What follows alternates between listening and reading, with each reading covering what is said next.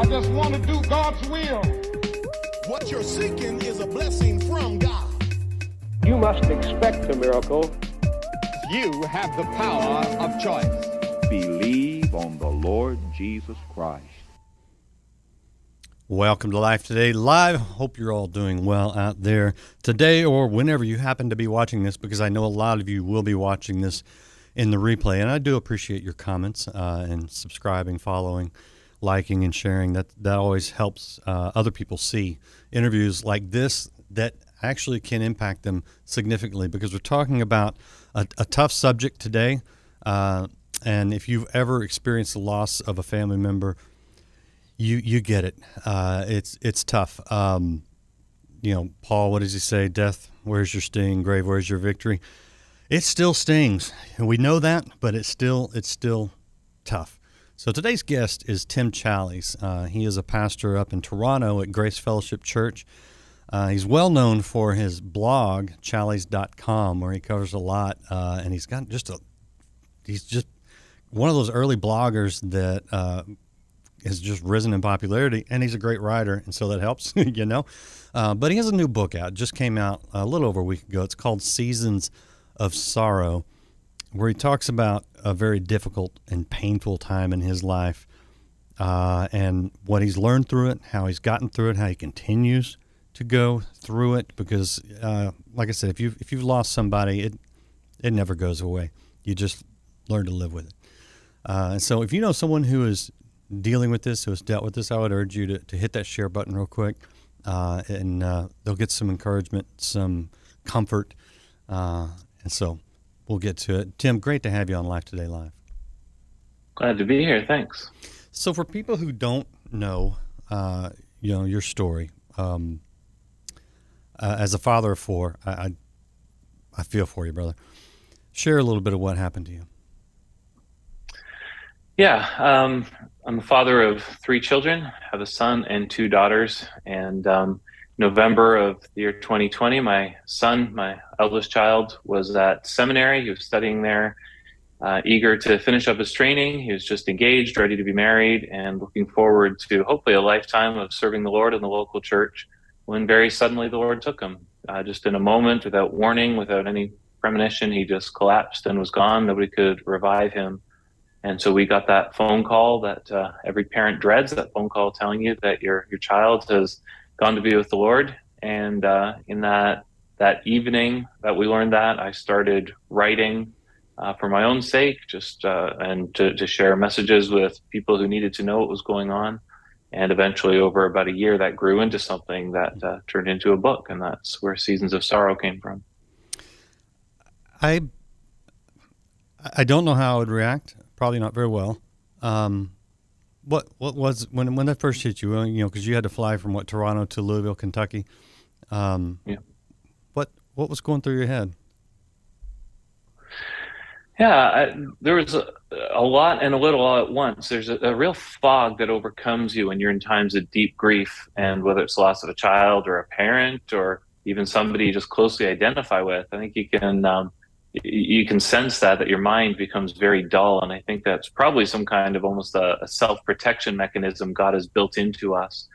On the other hand, we had a deep sense right away that it was going to be okay, that this was going to hurt, and that it was going to be a very, very difficult time for us as individuals, for us as a couple, for us as a family. But we also had a deep sense that the Lord was with us in this, and a deep sense that we could do this. That evening, my wife and I looked each other in the eye and we just said, we can do this. The Lord's prepared us to be able to endure a time of great sorrow without revoking our faith, without spiraling down into kind of despair we could never climb out of. And so God is very kind and very gracious to us right from the very beginning. What would you say He had done to prepare you? Because my sister suffered cancer for 7 years, and my younger sister, and then we lost her about 10 years ago. And we didn't have the suddenness of it. We knew she was battling cancer, and she had gone in and out of hospitals and treatment. And you're prepared a little bit. I don't know, man. It's still difficult with the suddenness of this. How do you think God prepared you and your wife? Yeah, certainly not in the sense that we knew this was going to come or even would have guessed that such a thing would come. But I know several months before this happened, I've been talking with Aileen, and it just said, we have had a very easy life, and I think we need to be prepared that suffering may come. It just seems so often that our will and God's will were just so closely aligned. That's not to say life had been all roses and rainbows, but we had some difficulties. But just generally speaking, our life together for 22, 23 years at that time had been very easy. And I had this sense that we needed to prepare ourselves, and that preparation came largely, I think, by knowing God, by coming to a deep understanding of who God is and the nature of our relationship with Him, so that when this time of sorrow came, I didn't have to ask questions like, well, who is God? Or is God good? Or does God really love me? Or is God's heart inclined toward me? Those sorts of questions weren't in my mind. We didn't have to wrestle with that. We had those building blocks in place. We also knew that God is sovereign, that nothing in this world happens apart from His will. So we knew right from the beginning that this was God's will in some way. This wasn't Satan's will triumphing over God's. This wasn't some medical malformation that God had no idea about. This was within the will of God.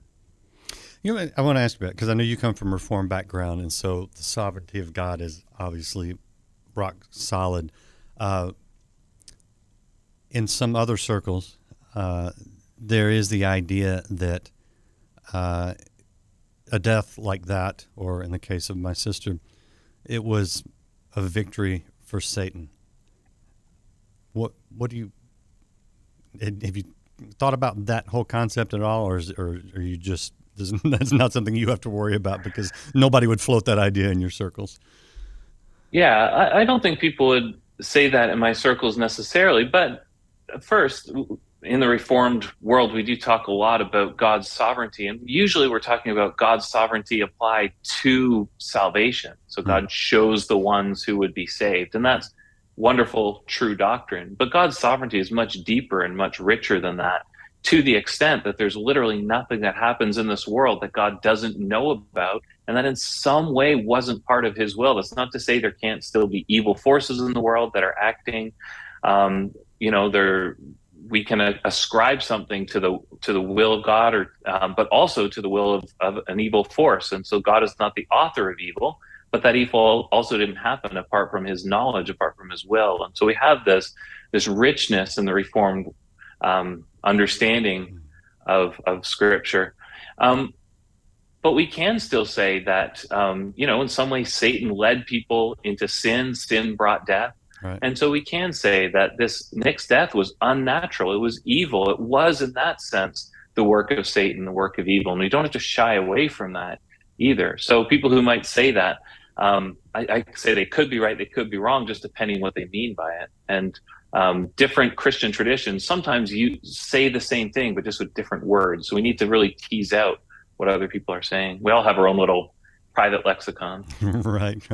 What helped you through this, other than obviously your faith would be the biggest thing, but were there other people, community that helped? Maybe some words spoken to you, some things done to help you? Yeah, if you roll back the clock to November 2020, this was still relatively early in the pandemic that swept the world, and I'm in Canada, which responded pretty vigorously to the pandemic. Yeah. And so, contextually, we were still in that period of uncertainty, people starting to realize maybe it wasn't as bad as the early projections, but there were still no vaccines, or still the borders were still locked. The border between Canada and the US was still mostly locked. And so we immediately went down to the States. Ironically, at the time, you could fly across the border. You could not walk or drive across the border. Who knows? That was the rule. So we flew down. When we came back, we were immediately into 2 weeks of quarantine, and nobody allowed on our property. And so we did have friends who reached out through Zoom or stood on our property line and did their best to encourage us. But what I really relied on was people who had been through this in the past. So I turned to authors from a bygone era where the death of a child was very common. Yeah. And I really relied on them to be my friends and to be my coaches in this particular loss and grief. Did this in any way challenge, not shake. I don't mean to imply anything, but did it challenge your belief in the goodness of God at all? I was speaking to a gentleman a few days ago who suffered a very similar loss, and he said it didn't undermine my faith, it didn't uproot my faith, but it did renovate it.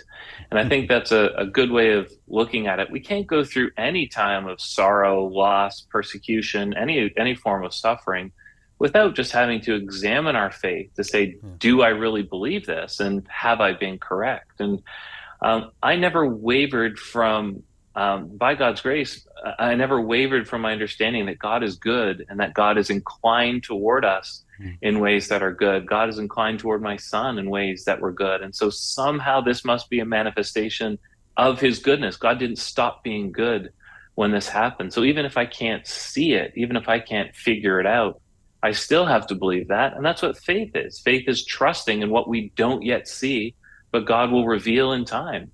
And I do believe a time will come. I don't expect it'll be in this life, but in eternity, when God will pull back the curtain a little bit, show what he was doing through this.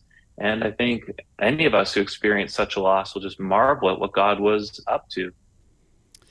Yeah, I believe that as well. But I feel like you wrote in your book, I cannot and will not mourn as one who has no hope.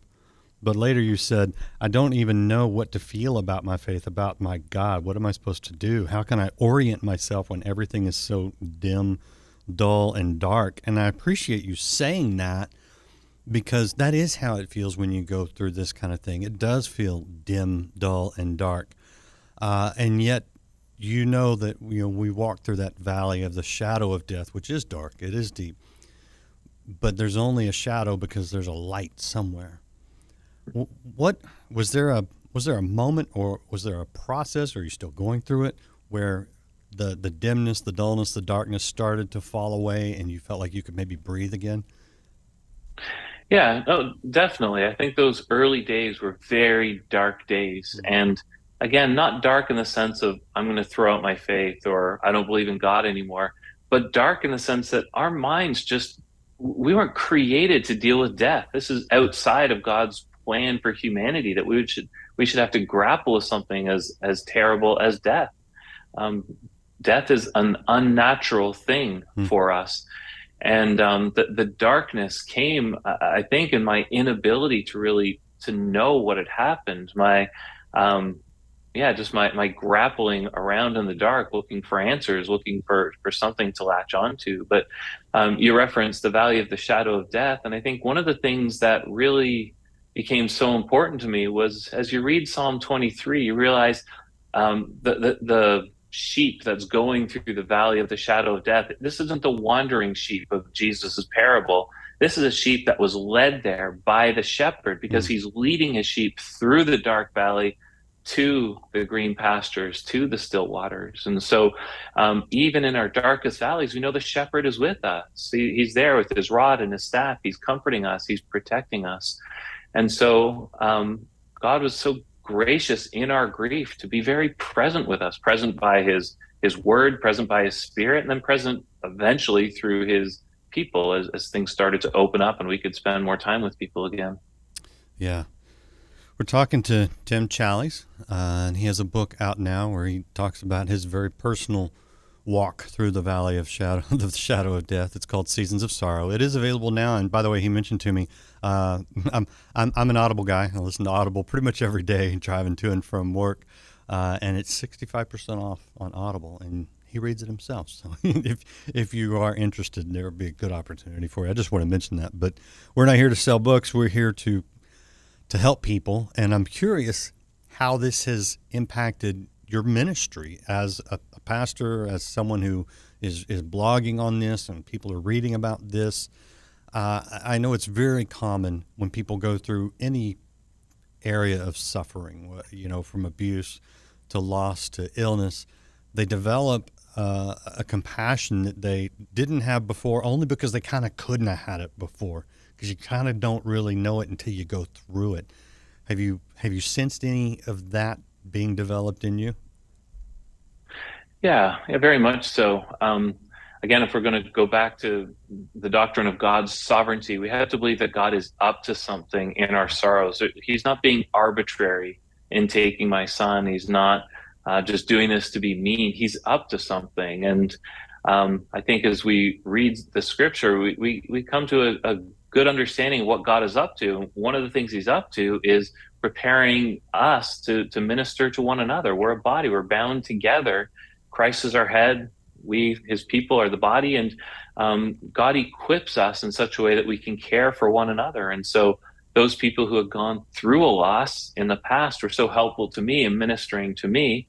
And I think God is now preparing me to minister to others. Now, I don't want to say that means you start a formal ministry and you start accepting charitable donations and all of that. I think we have that sense of formality, but there will be people in my life, people in my church, people in my neighborhood, who we've now been equipped to reach out to them and minister to them in their sorrow in a special way, in a really profound way. Just like somebody who suffered abuse can reach out to someone who is being abused and say, I understand, and coach them through, lead them through.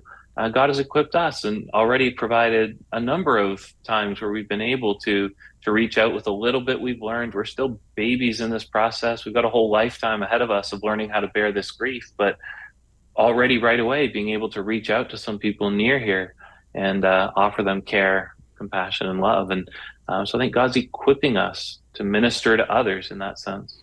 Yeah, and one of the things in ministry and when I say ministry, I don't mean professional, vocational ministry like you and I are in. I mean, just in our calling as ministers of Christ, is that a lot of people, they think, man, nobody understands what I'm going through. Anyone who's goes through the loss of a child, they know you understand, they know you get it. Yeah, absolutely.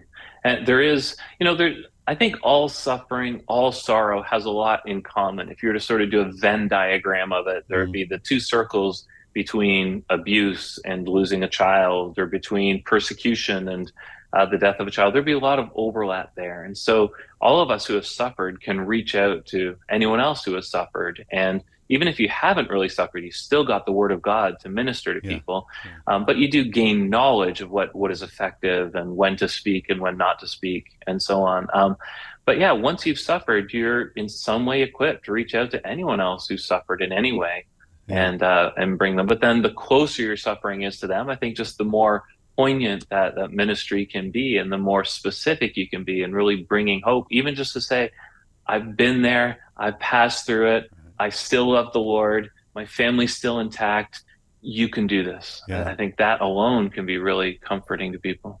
Yeah, and the truth is still the truth. It's almost like it, for the other person, it opens them up better. You might say the exact same things before going through it as you do after going through it, but now they'll listen to you more because they can see that you've actually experienced it. But you mentioned you and your family. How hard was Christmas of 2020? Yeah, I was just speaking to somebody about this yesterday who recently lost a child, and they're just asking themselves, should we celebrate Christmas this year, or should we just right away write it off? Can we celebrate? Can we find joy on that day? And one thing that became clear to me over the course of especially that first year, and Seasons of Sorrow is written, the first part of it is written on the evening that we learned that Nick had died, and the last bit is written the 1 year anniversary of his death. And along the way, of course, we came to Christmas. But one of the things I realized is that as Christians, we experience joy and we experience sorrow. These aren't, black and white that mix together to become gray. They aren't two things that somehow become one. These are two things that are both present in the Christian life, but never merge into some middling kind of emotion. And so even at our most joyful moments, we're still carrying that sorrow. Even at our most sorrowful moments, we still have joy. And so when it comes to Christmas, we can rejoice. We'll still be sad, but we can still find joy because there is so much to find joy in the world. I mean, we've been saved by grace through faith, nothing we've done. We have a God who loves us and is inclined toward us and is taking us home to heaven. We always have so much to be joyful about. How How have your daughters handled it? Because I know that's part of also the pain as a father. You see your daughters suffering too, and that's tough too. Yeah, and as a father, and I mean, really, as anyone, I suppose, but as a father, I realized very early on that when I'm most broken is when I'm most needed. And so here at this time where my heart was completely shattered, this was the time in all of marriage where my wife needed me to be present and available and comforting her, and in all parenting when my daughters needed me the most. And so I didn't get to just opt out of life, and I didn't get to fall apart and become useless to them. I had to continue to be a husband and continue to be a father. And, all of us have passed through this trial with our faith intact. And I think all of us would say we love the Lord even more. It's not to say we're particularly content with God's decision to take Nick. But we're also not going to fight him on it because he's God and we're not. And I don't think I could run this world better than God did or better than God does. And so we're content to let God be God, and we'll continue to find joy and hope in him, and look forward to being reunited with Nick. And we all genuinely believe that we will. I've talked to a lot of people who have suffered all sorts of just really awful, painful things. And of course, the obvious question is why? Why, God, why? But I hear consistently that if they stay there in the why, they can be stuck. When they say, okay, God, what now? What will you do out of this? It's when they begin to move out of that season, and it does become seasonal. Was there any why for you guys, or was there anything that came after that, or how does that kind of? I mean, you got solid faith in God. I get that, but still, was there any struggle? Was there any wrestling? We distinguished very early on between what we'd say why God did it and how God is using it, or if you prefer, why God allowed it to happen and how God is using it. So I don't think I'm likely to get an answer from God as to why this happened. And I kind of suspect that if he gave it to me, maybe I wouldn't really like the answer so much based on my limited perspective. God's up to so much. I don't know that he could let me into all of his purposes that are wrapped up in this. So I don't know why God did it. And, the secret things belong to the Lord our God, but the things that are revealed belong to us. And so I don't think I should expect that God will pull back the curtain now and say, here's why I did it. I don't even know how we would communicate that. I don't expect a voice to come from the sky and say, hey, just want you to know this is why you did it, or an angel to show up and say, hey, this is why this happened. But what I can see is how God is using it.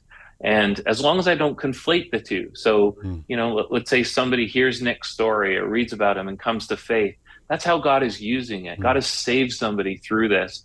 But I don't want to now say, oh, well, that's why God did it, so this person can come to faith. Because to be honest, I'm not sure that I would say, oh, well, that makes it worth it. You take my son, this person comes to faith. Yeah. How am I supposed to deal with that? But what I can say is, look how God is using this. And God has used it in me, and God has used it in my daughters, and he's used it in Nick's friends. He's growing us in our faith. He's making us more like him. He's causing us to be softer. He's causing us to live with more of an eye on eternity, a deeper longing for heaven. There's so much. Yeah, and that's where I want to ask you about next, because the one thing that did develop in me, and I think helped in me in dealing with my, the sibling loss, was that I did come to understand and adopt more of an eternal perspective, where you go, okay, we measure, she was 40, we measure 40 years as too short. So what is right? 70, 80, 90? I mean, the older I get, the higher that number goes, right? But if you take an eternal perspective and you realize this life is just a vapor, this is a temporary stage for an eternity, then you go, okay, the number of years are not as critical as what takes place, between the dash on our tombstone, or on the dash of our tombstone. So whether it's 20 years, 21 years, 40 years, 60 years, that's not the important thing. Is this kind of eternal perspective kind of grown in you? Oh, absolutely. And if we're looking 10,000 years into eternity or 100 million years into eternity. The difference between a life that's 20 years and a life that's 80 years is just a blip. It's almost nothing. So what matters is what you do with that little blip the Lord's given you, how you prepare yourself for eternity, primarily by coming to faith in Christ, putting your faith in him and believing in him. And then, how you live out those days faithfully. And we believe God is the one who ordains the number of our days. And that means you yourself will live the exact number of years, months, days, hours, minutes, seconds that God has ordained for you. And the same was true of Nick. He didn't die too young by God's assessment, only by ours. He lived the perfect amount of time God had ordained for him. And then God took him to heaven, which is so much better for Nick than being here. I mean, just think of all that he's escaped by not having to live another 60 or 70 years here. I kind of laugh at myself sometimes when I go, wait a minute. It's kind of like somebody, being stuck, up in the North Pole in the snow with no food and the weather's miserable and someone comes and takes them to Hawaii. And they're just in a place of abundance and beauty and fellowship and perfect weather. And I'm still in the North Pole going, what? That's not. Why would you take that person? What a terrible, person you are for taking my loved one to paradise. It kind of, if we're honest about it, it's kind of a weird thing the way we think sometimes, at least the way I think sometimes, obviously. It is. And, we, as Christians, we can admit that it hurts and that it's painful and that death is awful and that it really does hurt to have that relationship torn apart. So we don't have to, we're not stoics, right? We're not supposed to just bear down and, pretend like we don't have emotions. So we really can feel all that grief. And certainly, sure, it's been your experience. It was certainly mine. I learned to weep through this loss, and I spent many days crushed and brokenhearted and weeping. But then it also asks us the question, what do I really believe? And the question of, am I going to do my absolute best to subject my emotions, what I'm feeling, to what I profess to be true? Or the other way around, because in grief, a lot of people allow what they thought they believed to be overrun by their emotions. They change their theology or they change their convictions based on what they're feeling. But I trust and hope that for us, the opposite is true, that we're saying, I feel this, but yet I know something else. I feel like this separation is forever, but I know that it's not. I know that this is just a momentary affliction. So on. Well, I mean, that's I can tell the spiritual maturity in you and your family has really helped carry you. I want to hit that first word because your book is Seasons of Sorrow. What's the seasonality aspect of it for you? Sure. There's sort of two things at play. One is that the book is quite literally framed around the seasons. And so Nick died in November. And so the seasons progress from November, winter, spring, fall, into summer. At the same time, those seasons carry significance, at least on this side of the equator. We associate winter with coldness and with, things dying, fall and winter, things die, and we go into this freeze. But then there's a hope of spring and the beauty, the fruitfulness of summer. And so I think that same theme carries through the book. And then, of course, just the sense that all of us do go through seasons of sorrow. That's a universal experience, that none of us completely escape unscathed from the sorrows of this world, because this is an evil, fallen world of suffering, a world that's groaning under the weight of all the sin that we as human beings brought into it. And so none of us can escape those seasons of heartbreak and loss. What do you tell people that are in that season right now? Yeah, I hope I'm able to tell people to have hope and able to direct them to the Lord, because ultimately, when we're going through one of those seasons, our hope is in God. Our heart, our faith is fixed on His promises, and we just have to bear down and believe those promises, apply them to our lives, apply them to our feelings, apply them to our hearts, and do our absolute utmost, crying out to God, let me believe that what you say is true. Let me truly believe it and act like it's true. And God hears those prayers and God answers. Yeah. It's true. It's true. It's still hard, but it is true. It's very hard. Yeah, and we can't downplay that, you know, and I think one of the things that happens as years go by is time compresses and we forget some of what we felt in the early days, and we can assume that, you know, the just the way time does heal wounds, it doesn't make them go away, but it certainly takes the edge off it. And we can look back and think, I probably always felt the way I do now. But it does us good to remember the true sorrow and heartbreak and darkness and everything else that really overwhelmed us through the early days, weeks, and months. Yeah. Tim, I appreciate you speaking on this. It's not all that fun, I think, to kind of relive the pain. But I appreciate you doing it for the sake of others and for sharing them with our audience today. So thank you. I really do appreciate it. Well, thanks. I appreciate you having me. Absolutely. And appreciate you guys out there. Again, if you know someone going through this, share this, but also you can check out the book, Seasons of Sorrow, and you can go to the website as well. Tim's still writing. He's got a lot of great topics he covers. That is Challies.com. And come back. We've got more encouragement for you, more topics, more hope here on Life Today. We'll see you again next time. We float on the vast, limitless sea of divine mercy.